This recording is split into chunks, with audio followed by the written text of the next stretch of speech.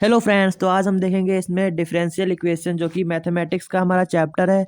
JEE में इस पे बहुत सारे क्वेश्चन पिछले वर्षों में पूछे गए हैं, प्रीवियस ईयर्स में। तो इस बार भी इसमें से क्वेश्चन पूछे जा सकते हैं, इसलिए आपको जो है इसमें से इसकी प्रैक्टिस करके जाना चाहिए। और इसमें जो कॉन्सेप्ट हैं उन पर बेस्ड कुछ आज हम जेई मेंस के जो कुछ पीवाईक्यूज हैं, हमारे आए हुए क्वेश्चंस हैं, उनको देखेंगे और साथ में उनका सॉल्यूशन भी आपको यहाँ पर मिल जाएगा। इसलिए आप जल्दी से वीडियो को लाइक कर दीजिए और चैनल को सब्सक्राइब कर लीजिए। और साथ में आप कमेंट में हमको इसके आंसर बताते जाइएगा कि आप अपने आप सॉल्व कर रहे हैं अगर, तो आप इनके जो है आंसर हमको कमेंट बॉक्स में बता दीजिएगा जल्दी से। तो आइए फर्स्ट क्वेश्चन हम अपना देखते हैं। फर्स्ट क्वेश्चन जो है ये क्या है, इसको पढ़िए जल्दी से और इसका आंसर हमें कमेंट बॉक्स में बताइए। लेट तो फर्स्ट क्वेश्चन है, let y is equal to f x जो है एक फंक्शन है हमारा, इसको हम y के इक्वल मान रहे हैं यहाँ पर। तो ऐसा यहाँ पर दिया हुआ है, solution of the differential equation. Differential equation का हमको सॉल्यूशन करना है, इसका जो है हमको सॉल्यूशन क्या होगा बताना है यहाँ पर। तो इसको हम पहले देखिए, यहाँ पर कुछ ऐसा हमको इंटीग्रेटिंग फैक्टर निकालना पड़ेगा। इसमें वो वाला हमको कंसेप्ट लग जाएगा। इंटीग्रेटिंग फंक्शन निकाल कर हम इसका जो है इस डिफरेंशियल इक्वेशन का हम सॉल्यूशन करेंगे। तो चलिए यहाँ पर इसका देखते हैं कैसे करते हैं हम। पहले हम निकालेंगे इसमें इंटीग्रेटिंग फंक्शन। जो इंटीग्रेटिंग फैक्टर होता है उसको निकालते हैं। ई की पावर में इसको निकाला जाता है। ई की पावर ऐसे लिखते हैं हम, ई की पावर ऐसे। तो यहाँ पर दिखाते हैं पी डी एक्स, ऐसे इसका इंटीग्रेशन करके ये होता है हमारा इंटीग्रेटिंग फैक्टर। ठीक है, तो कुछ ऐसे हमारा होता है। अब इसको हम देखेंगे कि इसमें ई पी क्या होता है, ये आपको पता ही होगा पहले से। इतना जो डीप में नहीं बताएंगे, पर इसको जो है आप ऐसे इसको सॉल्यूशन इसका कर सकते हैं इंटीग्रेटिंग फंक्शन निकाल करके। ठीक है, तो यहाँ पर देखिए, यहाँ पर ऐसे निकाला हुआ है। वहाँ पर इसका इंटीग्रेशन करके ई की पावर में जब रखेंगे तो लॉग जो है उससे एन लॉग से जो नेचुरल लॉग होता है वो जब ई की पावर में आएगा तो यहाँ पर जो चीज़ रहेगी इस ब्रैकेट में वो बचेगी और ये दोनों जो है कैंसिल आउट हो जाते हैं। ठीक है, तो ऐसे इसमें करेंगे हम, क्योंकि लॉग जब जाता है ई की पावर में तो वहाँ पर से जो है जो लॉग के यहाँ पर ब्रैकेट में होता है वही बचता है और बाकी सब जो है कैंसिल हो जाता है। ठीक, तो आगे का देखते हैं कैसे करेंगे। अब जब हम इसकी जो है सॉल्यूशन इस डिफरेंशियल इक्वेशन का कर लेंगे तो उससे जो हम c की वैल्यू निकालेंगे। c एक कांस्टेंट है, जैसा कि हम इंटीग्रेशन करने पर हमको मिलता है कांस्टेंट। तो ये c एक कांस्टेंट है, इसकी वैल्यू हम निकालेंगे।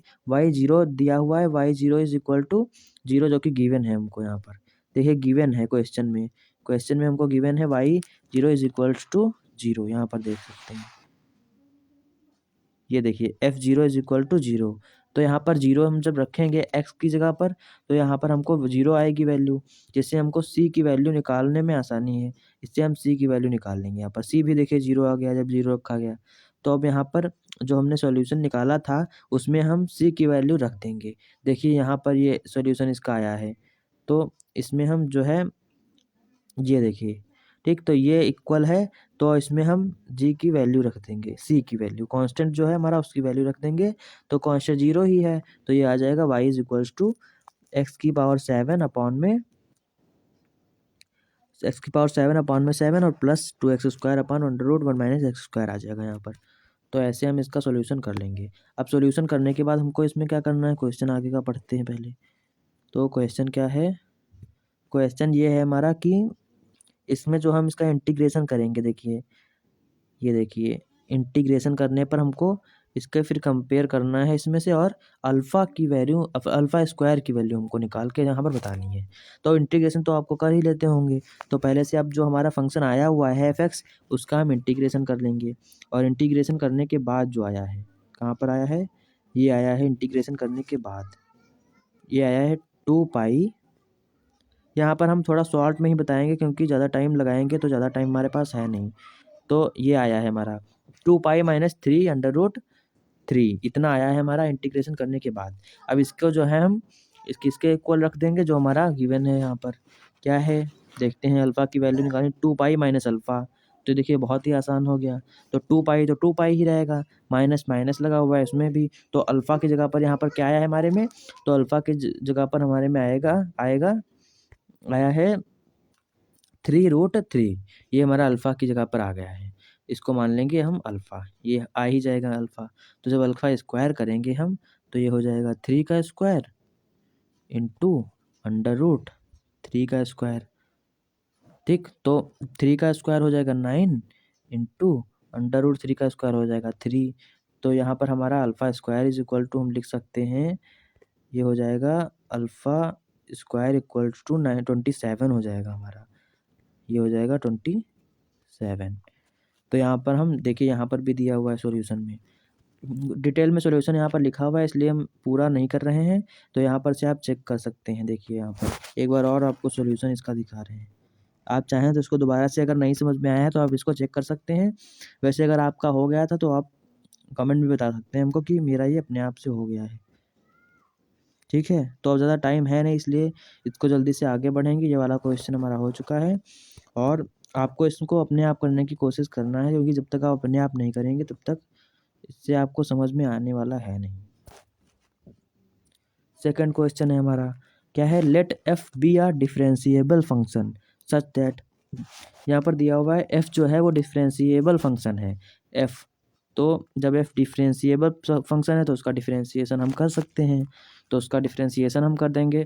यहाँ पर दोनों साइड का जो है हम डिफरेंशिएशन कर देंगे, यही इसमें सबसे पहले हमें करना रहेगा। दोनों साइड जो है हमारा इसका डिफरेंशिएशन कर देना हमको चाहिए, इसी से हमारा आंसर आ जाएगा। देखते हैं करके। सबसे पहले आपको डीपली क्वेश्चन को समझ लेना चाहिए, ताकि आपका क्वेश्चन बाद में गलत ना हो पाए। देखिए ये क्वेश्चन भी जेईई मेंस का है, 25 का है, 24 जनवरी मॉर्निंग शिफ्ट का क्वेश्चन ये है। इसका सॉल्यूशन देखते हैं, पहले क्वेश्चन को भी आप ध्यान से पढ़िए, पढ़ लिया होगा तो आप अपने आप करने की कोशिश करिए इसको जल्दी से करके। क्वेश्चन जो है इसका आंसर कमेंट बॉक्स में बताइए जल्दी से। चलिए, आपको 2 मिनट का टाइम मिला हुआ है।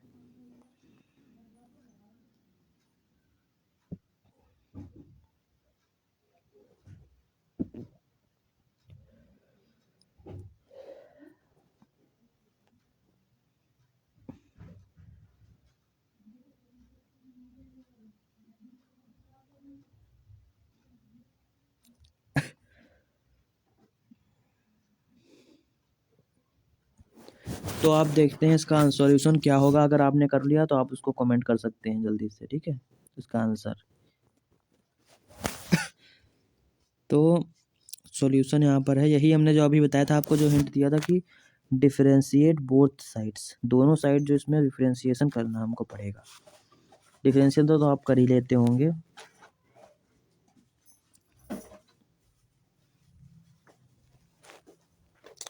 करते रहिए इसको।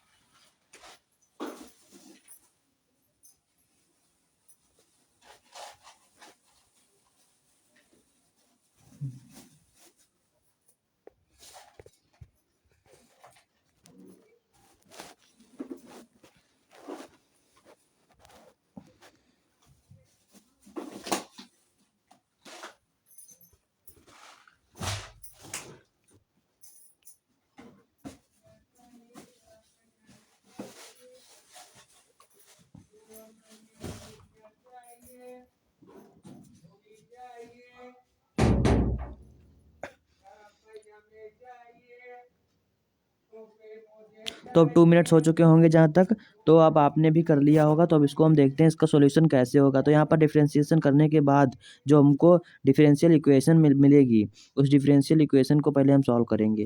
तो उसके लिए हम दोनों बोथ साइड्स में, इसमें दोनों साइड्स में क्या करेंगे, इसका हम इंटीग्रेशन कर देंगे। इंटीग्रेशन करने से क्या है, तो इंटीग्रेशन करने से हमको इसकी वैल्यू, जो डिफरेंशियल इक्वेशन है, इसका सॉल्यूशन हमको मिल जाएगा। और उस सॉल्यूशन को जब हम उसे जो है कांस्टेंट का वैल्यू F0 रखेंगे, तो F0 इज इक्वल टू हो जाएगा 3/2। तो F2 की वैल्यू हम आराम से इसमें निकाल सकते हैं।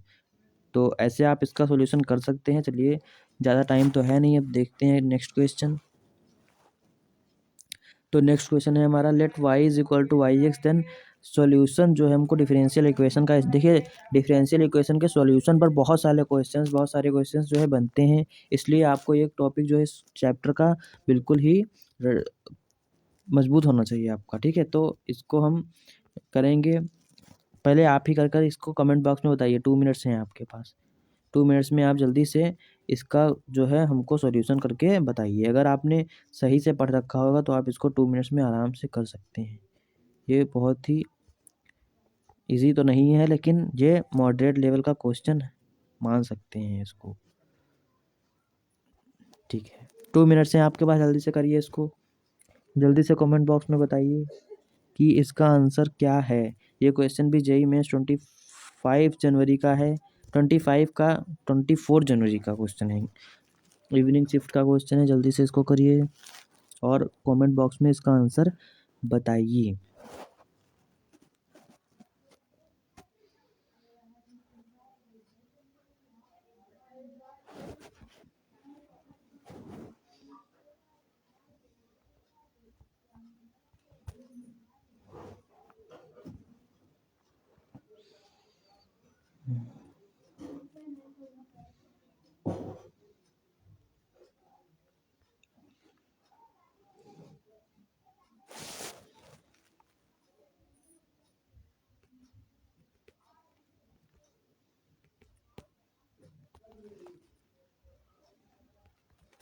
तो चलिए अब देखते हैं, हो गए होंगे आपका क्वेश्चन, अगर हो जाए तो जल्दी से आप उसको कमेंट कर देना, तब तक देखते हैं इसका सॉल्यूशन क्या होने वाला है हमारा।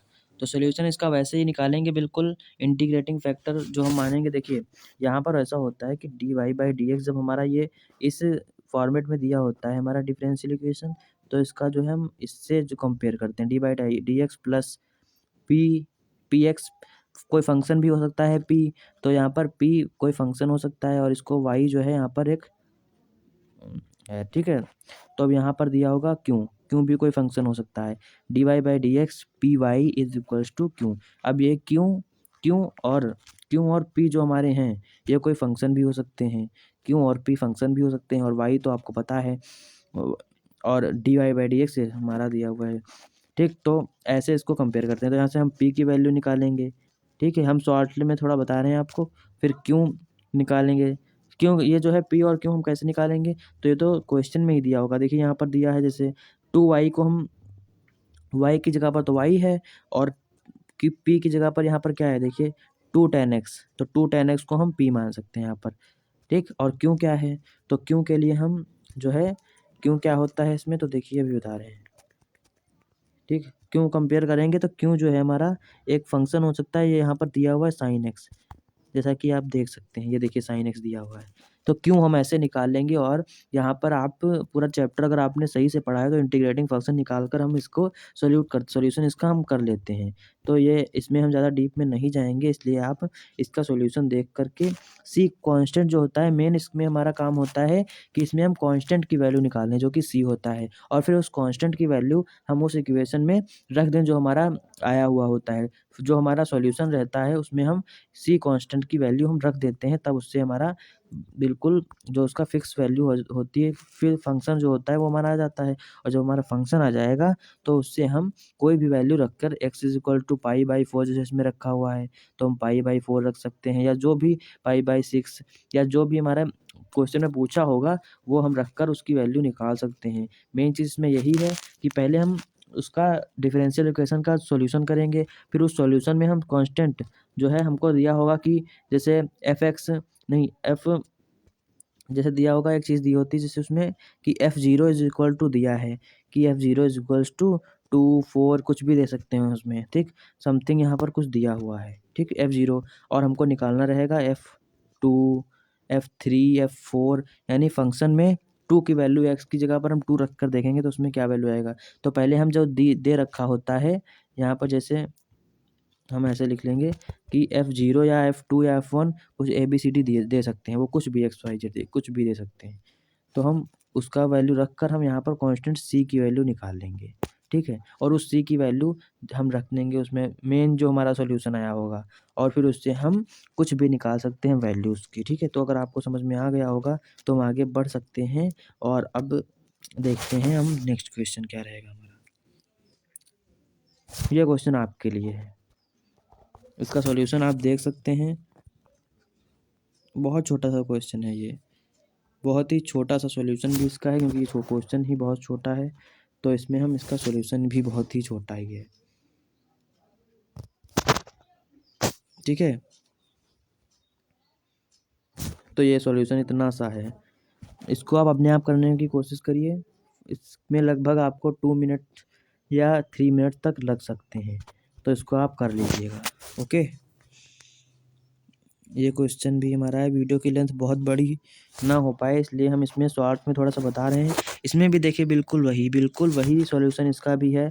इंटीग्रेटिंग फंक्शन निकाल कर इंटीग्रेटिंग फंक्शन, फिर y इज इक्वल्स टू, इसका सॉल्यूशन हम बता रहे हैं आपको। इंटीग्रेटिंग फंक्शन जो होता है इसमें सॉल्यूशन क्या होता है, तो सॉल्यूशन ऐसे होता है, इसका सॉल्यूशन होता है y इज इक्वल्स टू, नहीं y इज इक्वल्स टू नहीं, y इंटू इंटीग्रेटिंग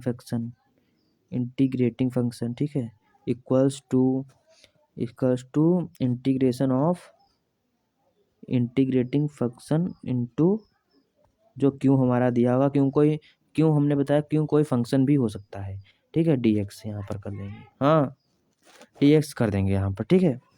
तो ऐसे इसको कर लेंगे। इसका यहाँ पर थोड़ा राइटिंग इसकी सिर्फ नहीं हो पा रही है, तो आप देख लेंगे, ओके बाय।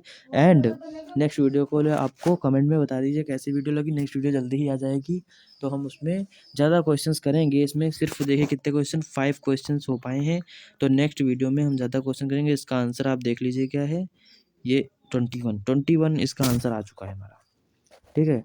तो इसका सॉल्यूशन आप देख सकते हैं यहाँ पर, ज़्यादा डीपली जाएंगे नहीं, वरना एक वीडियो बहुत ही लंबी हो गई है, वैसे भी हो जाएगी, तो ज़्यादा टाइम नहीं बचा हुआ है, इसलिए इस वीडियो को शॉर्ट ही रखते हैं। And thanks for watching, and subscribe करके रखिए चैनल को हमारे, सब्सक्राइब करिए, लाइक करिए।